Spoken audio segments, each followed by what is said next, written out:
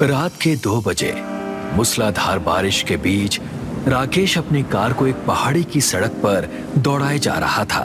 तभी अचानक एक पेड़ सड़क पर गिर पड़ा और राकेश ने अपनी कार रोक दी। कार के अचानक रुकते ही उसकी पत्नी नैना, जो कि ड्राइविंग सीट के बगल में बैठी हुई नींद की झपकियां ले रही थी, अचानक उसकी आंख खुल गई। क्या हुआ राकेश? तुमने कार क्यों रोक दी? तुम्हें सामने सड़क पर गिरा पेड़ दिखाई नहीं दे रहा? कार आगे नहीं जा सकती। Oh my gosh! तो क्या इस तूफानी बारिश में हम यहीं फंसे रहेंगे? तभी राकेश की नजर पहाड़ी पर बनी हुई एक हवेली पर पड़ी। डोंट वरी नैना, सामने एक हवेली है, हम रात वहीं गुजार लेंगे। इतना कहकर राकेश ने अपनी गाड़ी वहीं साइड में लगा दी और नैना को लेकर उस हवेली के नजदीक चला गया। हवेली को करीब से देखते हुए नैना डरती हुई बोली, ये हवेली तो बड़ी ही खौफनाक है। इसीलिए तो कहता हूं कि हॉरर फिल्में कम देखा करो। राकेश उस हवेली का गेट खोलने ही वाला था कि तभी एक स्त्री की आवाज राकेश के कानों में टकराई। उस हवेली के अंदर जाने की कोशिश भी मत करना। राकेश और नैना ने देखा कि एक बूढ़ी औरत खड़ी उन दोनों को डरी हुई नजरों से देख रही थी। कौन हो तुम? मैं इस हवेली की देख रेख करती हूँ। इस हवेली में कोई नहीं रहता। देखिए, बारिश की वजह से पेड़ टूटकर सड़क पर गिर गया है। हमारी कार आगे नहीं जा सकती। हमें बस एक रात के लिए इस हवेली में पनाह चाहिए। तभी उस बूढ़ी स्त्री की नजर नैना के पेट पर पड़ी। क्या तुम गर्भवती हो? हाँ, लेकिन आप ऐसा क्यों पूछ रही हैं? इसी समय यहाँ से चली जाओ। अगर इस हवेली का साया तुम्हारे कोख पर पड़ गया तो अनर्थ हो जाएगा। कहते हैं कि इस हवेली में एक पिशाचिनी का वास है जो बरसों से इस संसार में आने के लिए तड़प रही है। इस हवेली के अंदर जाकर तुम उस पिशाचिनी को अपनी कोख के जरिए इस संसार में आने का न्योता दे रही हो। राकेश नैना की ओर देखकर बोला, मुझे तो ये बूढ़ी औरत पागल लगती है। चलो हवेली के अंदर चलते हैं। राकेश उस बूढ़ी औरत की बात को अनसुना करके उस हवेली के अंदर चला गया और रात गुजार कर वो दोनों सुबह हवेली से बाहर निकल गए। सुबह तक पेड़ सड़क से हट चुका था। सुबह 11 बजे राकेश अपने घर पर खड़ा हुआ अपनी पत्नी से कह रहा था, वो बूढ़ी औरत तो पता नहीं कैसी कैसी बातें कर रही थी। लेकिन राकेश, उस हवेली के अंदर कोई नहीं था। हो सकता है उस हवेली में रहने वाले कहीं बाहर घूमने गए हो।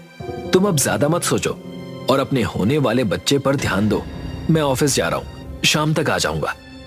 इतना कहकर राकेश घर से बाहर निकल गया और शाम को घर आ गया। आधी रात का समय था।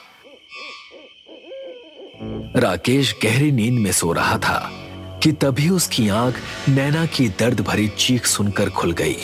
राकेश हड़बड़ाकर उठकर बैठ गया। क्या हुआ? मेरे पेट में बहुत ज्यादा दर्द हो रहा है राकेश।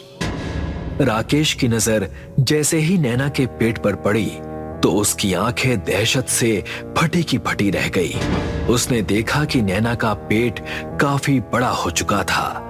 राकेश कांपता हुआ नैना से बोला, अभी तो तुम्हें प्रेग्नेंट हुए सिर्फ 3 महीने हुए हैं, लेकिन तुम्हारा पेट का आकार तो 9 महीने की गर्भवती के जितना हो गया है। ऐसा कैसे हो सकता है?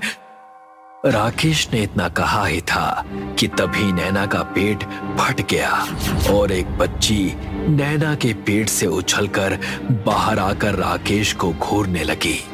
नैना ने दम तोड़ दिया और उसकी लाश वहीं फर्श पर गिर पड़ी। ये देखकर राकेश बेहोश हो गया। कुछ घंटों के बाद राकेश की आंख खुल गई। उसके सामने उसकी पत्नी मृत अवस्था में पड़ी हुई थी और एक सुंदर बच्ची फर्श पर रो रही थी। राकेश अपनी प्यारी बच्ची को गोद में उठाते हुए बोला, तुम कितनी अभागी हो बेटी, जो अपनी माँ की ममता से वंचित हो गई।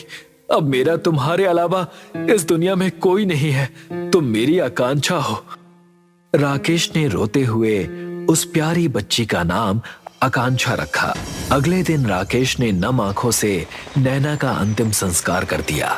राकेश अपनी पत्नी नैना का अंतिम संस्कार करके अपने घर में घुसा ही था कि तभी उसकी नजर एक 5 वर्षीय बच्ची पर पड़ी। ये किसकी बच्ची है और मेरी आकांक्षा कहाँ गई? तभी राकेश उस बच्ची को गौर से देखने लगा। अचानक उसकी आंखें भय से फटी की फटी रह गई।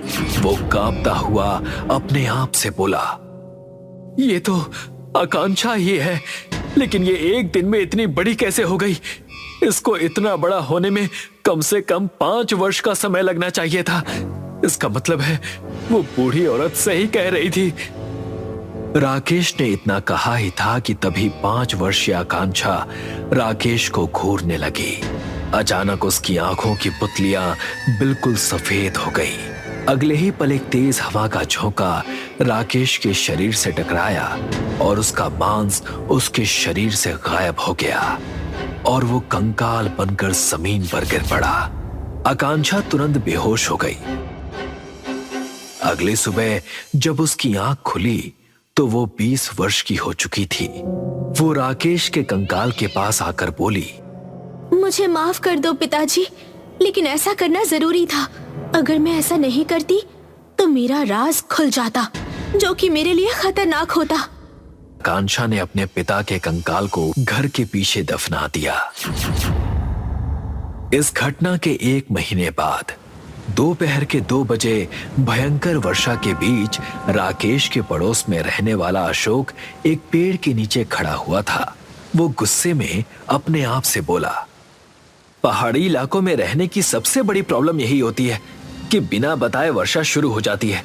एक तो बाइक भी पंचर हो गई और ऊपर से बिन बुलाई बारिश। अब घर कैसे जाऊं? अशोक ने इतना कहा ही था कि तभी उसकी नजर एक सुंदर लड़की पर पड़ी जो कि बारिश में नहा रही थी। अशोक उस लड़की की ओर देखकर बोला, बारिश का पानी बहुत ठंडा है मैडम, आप बीमार पड़ जाएंगी। अशोक के इतना कहते ही वो लड़की अशोक को घूरने लगी। अरे आपको तो मैंने देखा है, आप तो राकेश अंकल के घर पर रहती हैं ना? अपनी पत्नी के देहांत के बाद वो कभी नजर नहीं आए? क्या कहीं बाहर गए हैं? क्या आप राकेश अंकल की रिश्तेदार हैं? आकांक्षा ने अशोक की बात का कोई जवाब नहीं दिया और वो अशोक के नजदीक आकर उसे बड़े ही गौर से देखने लगी। अचानक आकांक्षा का चेहरा एक भयानक चेहरे में परिवर्तित हो गया। ये देखकर अशोक कांप गया। कौन हो तुम? एक पिशाचिनी जो बरसों से संसार में आने के लिए तड़प रही थी और एक मूर्ख औरत ने अपनी कोख के जरिए मुझे इस संसार में आने का मौका दे दिया। इतना कहकर आकांक्षा ने अपने लंबे और पैने दांत अशोक की गर्दन में गड़ा दिए। अशोक चीखता हुआ वहीं गिर पड़ा। अगली सुबह अशोक की लाश पुलिस को जंगल में मिली। उस दिन के बाद से राकेश के पड़ोस में से किसी न किसी की लाश जंगल में बड़ी ही भयानक अवस्था में मिलने लगी।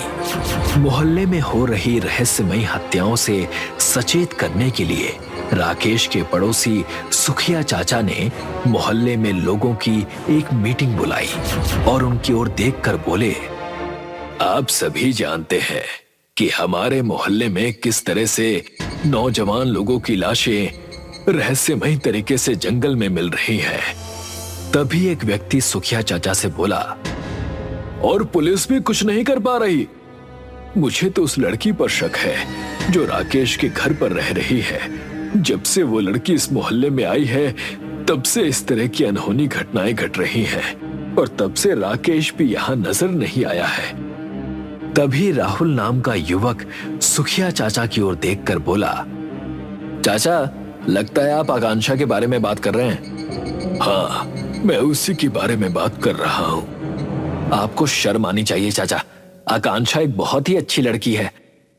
मैं देख रहा हूँ कि आजकल तुम उसके साथ कुछ ज्यादा ही समय बिता रहे हो।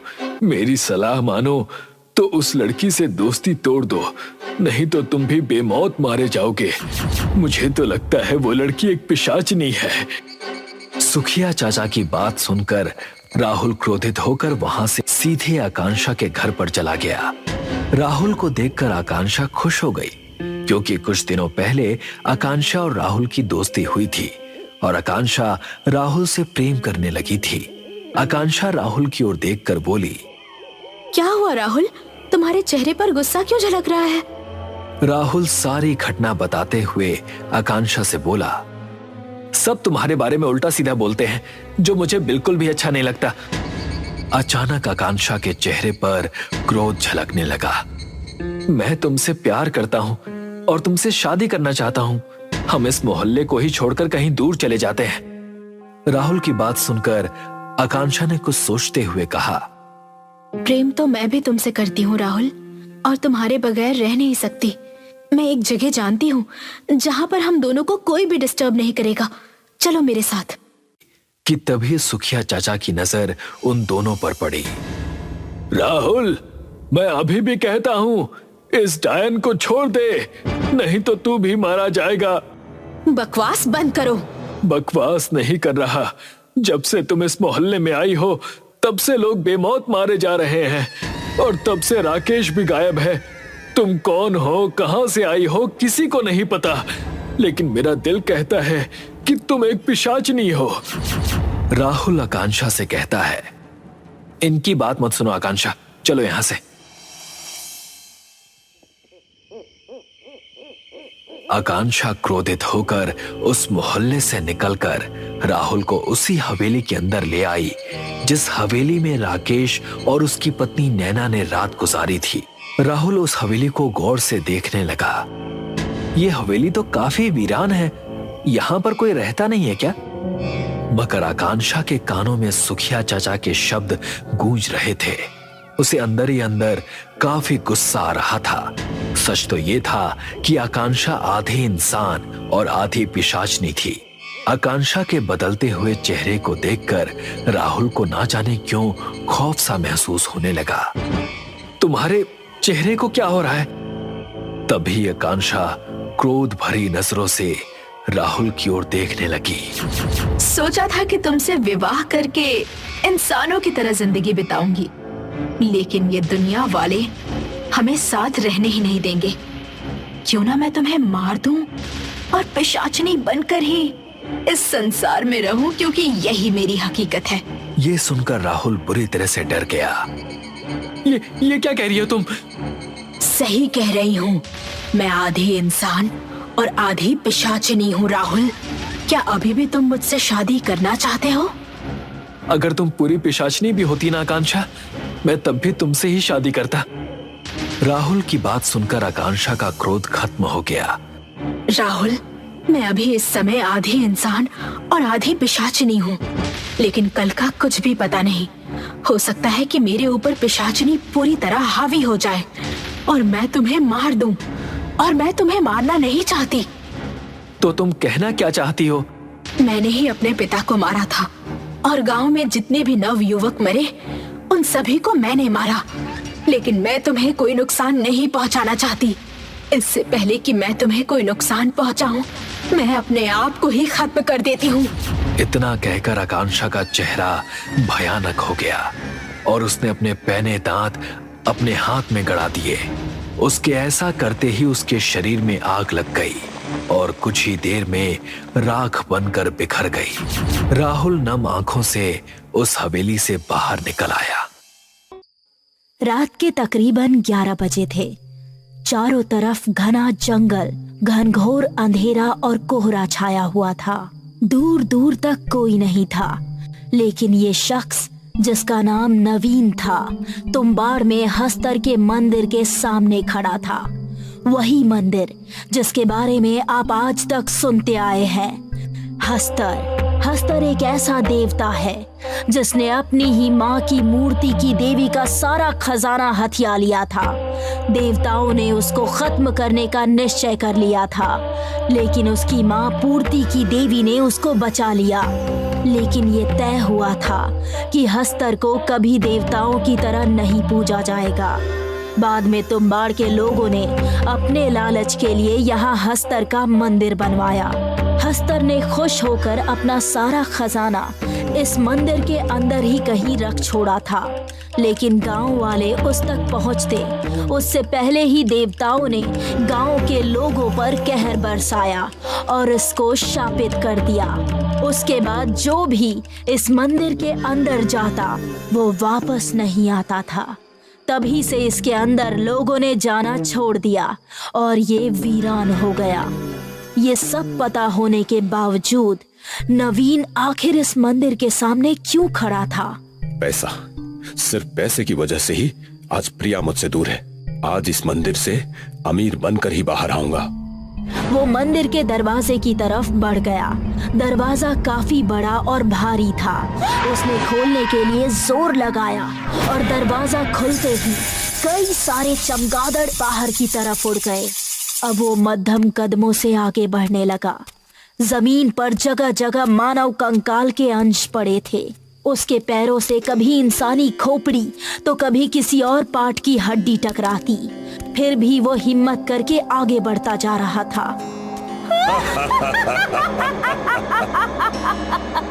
ये तो समझो गया नहीं बचने वाला। ये सुनकर उसने इधर उधर नजरें दौड़ाई, लेकिन उसको वहाँ कोई नजर नहीं आया।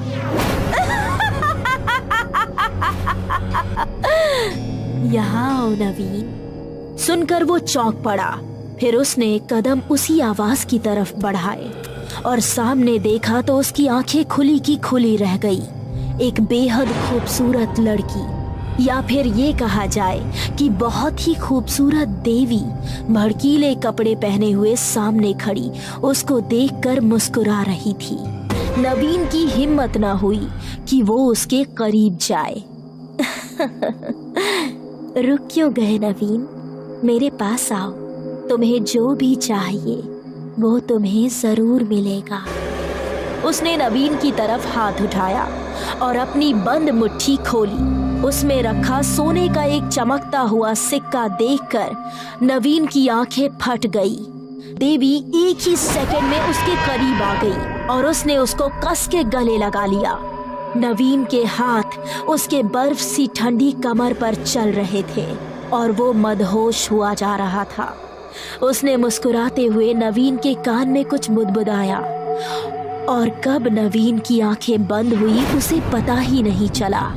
कुछ देर बाद उसकी आंख खुली तो उसने देखा कि एक भेड़िए की शक्ल वाला आदमी उसके सामने खड़ा था।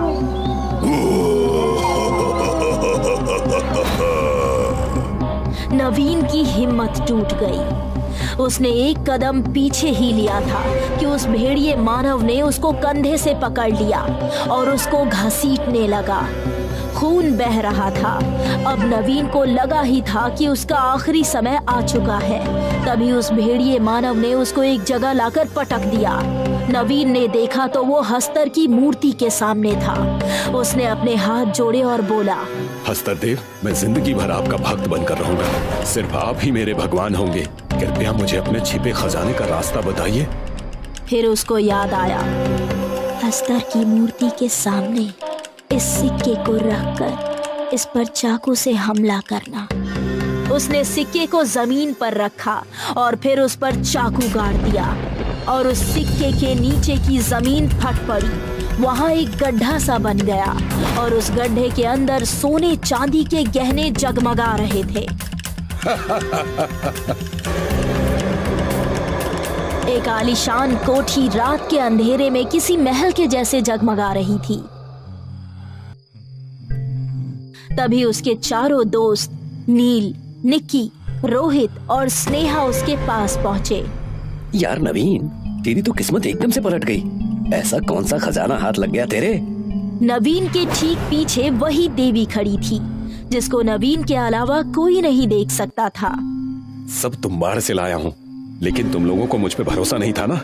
मेरे साथ जाने को भी कोई तैयार नहीं था, फिर अब क्यों पूछ रहे हो? नहीं यार, आज के जमाने में कोई भी इतनी जल्दी इन बातों पर कैसे यकीन कर सकता है? यार नवीन, अगर ऐसा है तो इस बार हम भी तेरे साथ चलते हैं। मैं अब वहाँ फिर से नहीं जाने वाला। तुम लोगों को सोना चाहिए तो तुम जा सकते हो। वहाँ जान का खतरा तो नहीं है ना? बिना जोखिम उठाए तो खजाना बिल्कुल नहीं मिलने वाला। अगर डरते हो तो भूल जाओ। जो जिंदगी जी रहे हो जीते रहो। ओके यार, हमारी हिम्मत हुई तो जरूर जाएंगे, लेकिन तू प्रिया के बारे में तो बता। उसकी फैमिली ने तुझे मिडिल क्लास होने की वजह से ठुकरा दिया था ना। सुनकर नवीन के चेहरे पर रहस्यमयी मुस्कान आ गई और उसके पीछे खड़ी उस देवी ने उसके कान में कुछ कहा। मुझे अब किसी के पास जाने की जरूरत नहीं है, वो खुद मेरे पास आएगी। उसके दोस्तों ने ये समझ लिया था कि पैसा आने के बाद नवीन के स्वभाव में कुछ बदलाव आ चुका है। थोड़ी देर बाद वो लोग वहाँ से निकल गए। आज तो काफी लेट हो गया, कल रात हम सभी तुम्बाड़ के लिए निकलेंगे। सुनकर सभी खुश हो गए। इधर नवीन भी सोने के लिए अपने कमरे में चला गया। वो बेड पर बैठा ही था कि किसी ने उसके कंधे पर हाथ रखा। उसने पलट कर देखा तो वो प्रिया ही थी। नवीन, अब हमें एक होने से कोई नहीं रोक सकता। पापा को तुम्हारी सक्सेस के बारे में पता चल गया है। वो जल्दी तुमसे मिलकर हमारी शादी तय करने वाले हैं। मुझे इस बात की बहुत खुशी है। ऐसा कहते हुए नवीन ने उसको अपने साथ बेड पर गिरा लिया। आई एम सॉरी, मैं उस टाइम तुम्हें भूलने की कोशिश कर रही थी, लेकिन अब मैं तुमसे अलग होने की सोचूंगी भी नहीं। वो देवी उसी टाइम वहाँ नजर आई और नवीन को देखकर रहस्यमयी तरीके से मुस्कुराने लगी। चली आओ प्रिया, चली आओ। वो बेड से उठी और अपनी आंखें खोलकर चल पड़ी। वो कहाँ जा रही थी शायद उसको भी पता नहीं था। वो सम्मोहित हो चुकी थी। कोठी से बाहर निकलकर वो कार में बैठी। कुछ घंटों बाद उसकी कार जाकर हस्तर के मंदिर के सामने रुकी। वो कार से उतरकर सीधा मंदिर के अंदर चली गई। मैं यहाँ कैसे आ गई? ये कौन सी जगह है? तभी उसके सामने वो भेड़िया मानव आ गया, जिसे देखकर उसका दिल दहल उठा। वो प्रिया पर झपटा और उसे लेकर भागने लगा। कुछ देर बाद उसने उसको हस्तर की मूर्ति के सामने ले जाकर छोड़ दिया। उसने प्रिया के खून का टीका हस्तर को लगाया और तभी उसकी आंखें खुल गई। वो मूर्ति से अपने असली रूप में आ गया, जो कि बहुत ही डरावना था। इस तरफ नवीन अपने कमरे में उसी देवी के सामने बैठा हुआ मुस्कुरा रहा था। हस्तर देव, बलि स्वीकार कीजिए। हस्तर ने प्रिया का भेजा बाहर निकाला और उसको खाने लगा।